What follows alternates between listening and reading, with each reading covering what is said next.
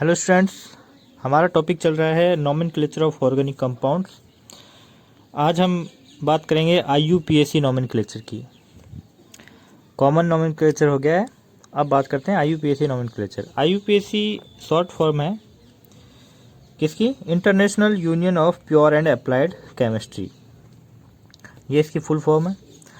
According to IUPAC, name of a organic compound divided into 3 parts.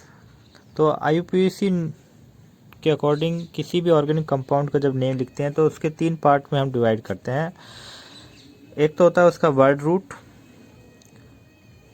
जो main chain हम select करते हैं किसी भी ऑर्गेनिक कंपाउंड की आईयूपीएसी नेमिंग के लिए। उस मेन चेन में जितने कार्बन होते हैं वो जो कार्बन होंगे उन कार्बन के अकॉर्डिंग हम वर्ड रूट लिखेंगे, ठीक है। फिर सेकंड पार्ट होता है सफिक्स। सफिक्स होगा उसमें जो फंक्शनल ग्रुप होगा या फिर बॉन्डिंग के बेस पर, यानी कि सिंगल बॉन्डेड हाइड्रोकार्बन है, डबल बॉन्डेड हाइड्रोकार्बन है या ट्रिपल बॉन्डेड हाइड्रोकार्बन है, तो उसके अकॉर्डिंग सफिक्स हम लिखते हैं, आगे डिस्कशन करेंगे। और एक पार्ट होता है प्रीफिक्स। प्रीफिक्स होता है सब्स्टिट्यूट का, यानी कि मेन चेन से बाहर जो ग्रुप रह जाते हैं वो सब्स्टिट्यूट कहलाते हैं और उनके प्रीफिक्स हम लिखते हैं।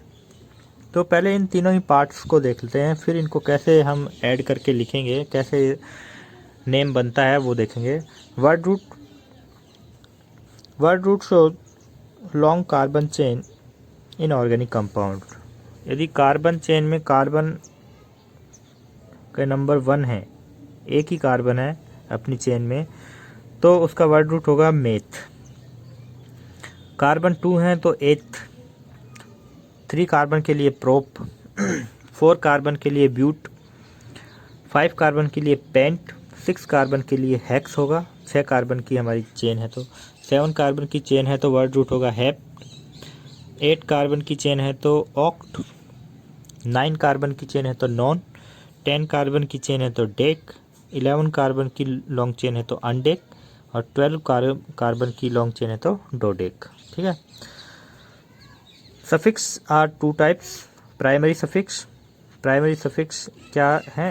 एन है, इन है और आइन है। एन का यूज कब करेंगे? देखिए, सफिक्स जो होते हैं वो वर्ड रूट के जस्ट बाद लगाए जाते हैं, ऐड किए जाते हैं। तो एन कब लिखा जाता है सफिक्स के बाद, वर्ड रूट के बाद? जब अपनी जो कार्बन चेन है उसमें सारे ही कार्बन सिंगल बॉन्डेड हैं, यानी कि सारे ही कार्बन सिंगल बॉन्ड से अटैच्ड हैं, तो हमारा सफिक्स होगा वो प्राइमरी सफिक्स होगा, एन होगा। इसका मतलब हमारा जो ऑर्गेनिक कंपाउंड है वो एल्केन है। अगर हमारी जो मेन कार्बन चेन है उसमें कहीं डबल बॉन्ड आ रहा है तो इसका मतलब है कि हमारा जो ऑर्गेनिक कंपाउंड है वो एल्कीन है, इसलिए उसका प्राइमरी सफिक्स होगा ईन। और ईन का नंबर पहले लिखा जाता है, यानी कि डबल बॉन्ड किस कार्बन पे प्रेजेंट है उस कार्बन का नंबर ईन से पहले लिखा जाता है। एन के पहले कोई नंबर नहीं होता क्योंकि ये एल्केन का नाम है। और ट्रिपल बॉन्ड अगर प्रेजेंट है कार्बन चेन में तो उसके लिए प्राइमरी सफिक्स होगा आइन, और उस आइन का नंबर उससे पहले लिखा जाता है। और सेकेंडरी सफिक्स फंक्शनल ग्रुप के अकॉर्डिंग होगा। अगर आपके हाइड्रोकार्बन में या ऑर्गेनिक कंपाउंड में अगर कोई फंक्शनल ग्रुप है तो उसका सफिक्स सेकेंडरी सफिक्स कहलाता है, जो कि प्राइमरी सफिक्स के जस्ट बाद लिखा जाता है।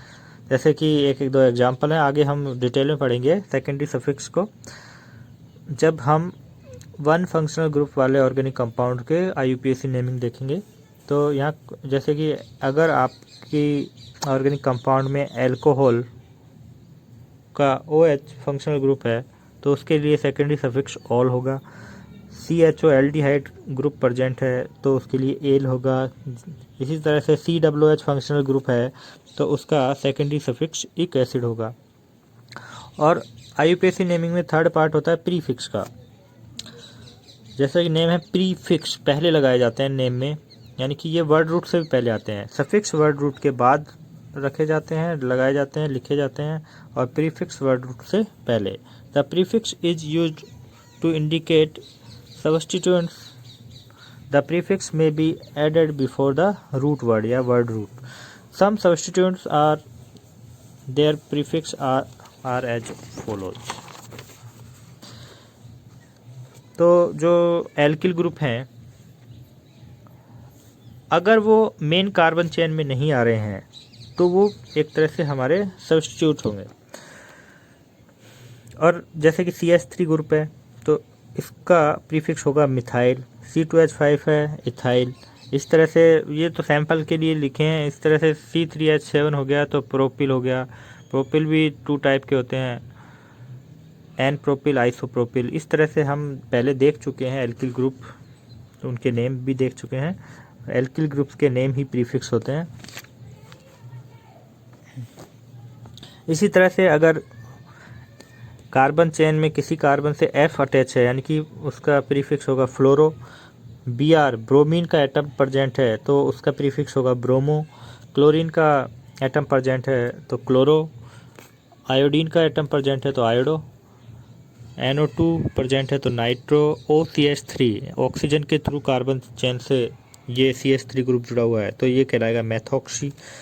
और C2H5 ग्रुप ऑक्सीजन के थ्रू कार्बन चेन से अटैच है, यानी कि ये जो डैश हैं ये एक्चुअल में वो बॉन्ड हैं जो कार्बन से अटैच होंगे, मेन कार्बन चेन के किसी कार्बन से अटैच होंगे। ये वो बॉन्ड्स हमने शो कर रखे हैं। इसी तरह से NO ग्रुप है तो नाइट्रोसो। तो अब हमने तीनों ही पार्ट देख लिए हैं IUPAC नेमिंग के लिए किसी ऑर्गेनिक कंपाउंड में, और उनको सेट किस तरह से किया जाएगा। पहले प्रीफिक्स आएगा सब्स्टिट्यूएंट्स का, उसके बाद में वर्ड रूट लिखा जाएगा, कितने कार्बन की हमारी कार्बन चेन है उसके अकॉर्डिंग। और वर्ड रूट के बाद प्राइमरी सफिक्स लिखा जाएगा कि हमें एन लिखना है, ईन लिखना है या फिर आइन लिखना है। वो हम देख लेंगे कि सभी सिंगल बॉन्ड है तो एन ही लिखेंगे, सभी कोई एक डबल बॉन्ड है तो अगर एक भी डबल बॉन्ड प्रेजेंट है तो उसके लिए प्राइमरी सफिक्स क्या होगा, ईन होगा। और यदि ट्रिपल बॉन्ड प्रेजेंट है तो उसके लिए आइन होगा। और उसके बाद अगर फंक्शनल ग्रुप है तो फिर सेकेंडरी सफिक्स का यूज करेंगे। तो ये तो एक कॉमन फार्मूला हो गया, लेकिन हम यहाँ बारी बारी से इनका डिस्कशन करेंगे। सबसे पहले हम एल्केन का ही डिस्कशन करते हैं। तो एल्केन्स का IUPAC नेम किस तरह से लिखेंगे, उसके क्या क्या रूल्स हैं, पहले वो देख लेते हैं। यानी कि यहाँ पर हमारा प्राइमरी सफिक्स फिक्स हो गया, वो एन ही लिखना है हमें, सेकेंडरी सफिक्स यहाँ नहीं है। तो इसका मतलब एल्केन का IUPAC नेमिंग में जो फॉर्मूला है हमारा इतना ही हो जाएगा। पहले प्रीफिक्स लिखेंगे, ये तो हो भी सकता है नहीं भी हो सकता, वर्ड रूट और एन। प्रीफिक्स हम देखेंगे कि क्या सब्स्टिट्यूएंट्स है, वर्ड रूट हमारी मेन चेन जो हमने सेलेक्ट करी उसमें कितने कार्बन हैं, और फिर उसके आगे एन लिख देना है। तो एल्केन के IUPAC नेमिंग में इतना ही करना है। तो रूल्स क्या हैं, सबसे पहले जो मैं बार बार कह रहा हूँ कि मेन चेन का नाम आ रहा है बार बार, तो सबसे पहले उसी को सेलेक्ट किया जाता है। The first step is giving IUPAC name to an organic compound is to select the parent chain. इस पेरेंट चेन को क्या बोलते हैं, मेन चेन बोलते हैं। And assign a word root. Parent chain को सिलेक्ट करने के बाद वर्ड रूट अपने आप असाइन हो जाता है कि कितने कार्बन है हमारे पेरेंट चेन में। तो देखिए पेरेंट सबसे लॉन्ग चेन ही हमारी पेरेंट चेन होगी एल्केन में। सबसे लॉन्ग चेन इसमें देखिए ये कोई ऑर्गेनिक कंपाउंड था तो हमने ये वाली चेन जो स्ट्रेट चेन है इसको सेलेक्ट किया, क्योंकि इसमें 1 2 3 4 5 6 7 कार्बन है। तो ये पेरेंट चेन है। 7 कार्बन के लिए वर्ड रूट क्या असाइन हुआ है, हेप्ट, HEPT। तो और इस मेन चेन या पेरेंट चेन के बाहर जो रह गया वो क्या कहलाएगा, सब्स्टिट्यूएंट कहलाएगा। ये मेथिल है और ये क्या है, एथिल है। तो पहले इसका और इसका नाम लिखेंगे और फिर वर्ड रूट और फिर उसके आगे एन लिख देंगे। तो ये इस तरह से IUPAC नाम हो गया। तो यही आगे डिस्कस किया गया है। इफ़ 2 और more carbon chain are have same carbon number then we choose that carbon chain as main chain which has more substituents. अब देखिए यहाँ देखिए ये पूरा एक ऑर्गेनिक कंपाउंड है। अब इसमें कार्बन चेन सेलेक्ट करते हैं 1 2 3 4 5 6 7। एक कार्बन चेन ये है या फिर ये है 1 2 3 4 5 6 7। अगर हम 1 2 3 4 5 6 7 7 कार्बन से बड़ी कोई चेन नहीं है, लेकिन 7 कार्बन की भी 3 चेन्स है इसमें। अगर हम इसको सेलेक्ट करते हैं तो देखिए बाहर कौन रह गया, एक तो ये CH3 रह गया, एक ये CH3 बाहर रह गया और एक ये पूरा ही ग्रुप बाहर रह गया। तो ये कितने सब्स्टिट्यूएंट्स होंगे, 1 2 एंड 3। तो अगर इसको सेलेक्ट करते हैं तो अपने सब्स्टिट्यूएंट कितने हैं, 3 हैं। और अगर हम इस स्ट्रेट कार्बन चेन को सिलेक्ट करते हैं तो कितने सब्स्टिट्यूएंट हैं, 1 2 3 एंड 4। तो क्या लिखा है, अगर सेम कार्बन नंबर की ज़्यादा चेन प्रेजेंट हैं, long chain same carbon number की हैं, तो उस चेन को सेलेक्ट करेंगे जिसमें मोर सब्स्टिट्यूएंट प्रेजेंट हो। तो इसमें तो 3 ही है, 7 कार्बन की ये है, 7 कार्बन की ये है, हम इसको सेलेक्ट कर रहे हैं, ये राइट सिलेक्शन है हमारा। रीजन क्या है कि इसमें सब्स्टिट्यूएंट्स हैं वो ज़्यादा बन रहे हैं, लेकिन इसमें 3 बन रहे हैं, इसमें 4 हैं। तो ये हमें देखना है। एक ही होती है लॉन्ग चेन तो फिर तो कोई दिक्कत नहीं है, लेकिन एक जैसी ही लंबाई की एक से ज़्यादा लॉन्ग चेन है तो फिर हमारी प्रॉब्लम है। फिर हमें ये देखना होगा कि सब्स्टिट्यूएंट कितने हैं। अगर दोनों ही में सेम सब्स्टिट्यूएंट हैं फिर तो कोई दिक्कत नहीं है। जैसे इसको सेलेक्ट किया तो इसमें भी एक तो ये बनेगा और एक ये ही पूरा का पूरा ये बन जाएगा। अगर इसको कार्बन चेन को सेलेक्ट करते हैं इसमें तो 2 ही हैं, तो ये तो बिल्कुल नहीं होगी, ये भी नहीं है, सिर्फ ये सीधी वाली सेलेक्ट करेंगे IUPAC नेमिंग के लिए, ठीक है। और कार्बन चेन को सेलेक्ट करने के बाद फिर की जाती है नंबरिंग और उसके बाद नेमिंग की जाती है।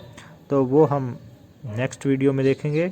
यहाँ पर हमने देखा है कि कार्बन चेन का सिलेक्शन किस तरह से करते हैं। तो इसके 2 रूल हैं। सबसे लॉन्ग चेन होगी, लॉन्ग चेन एक से ज़्यादा हैं तो उस लॉन्ग चेन को सिलेक्ट करेंगे जिसमें ज़्यादा सब्स्टिट्यूएंट प्रेजेंट है, ठीक है।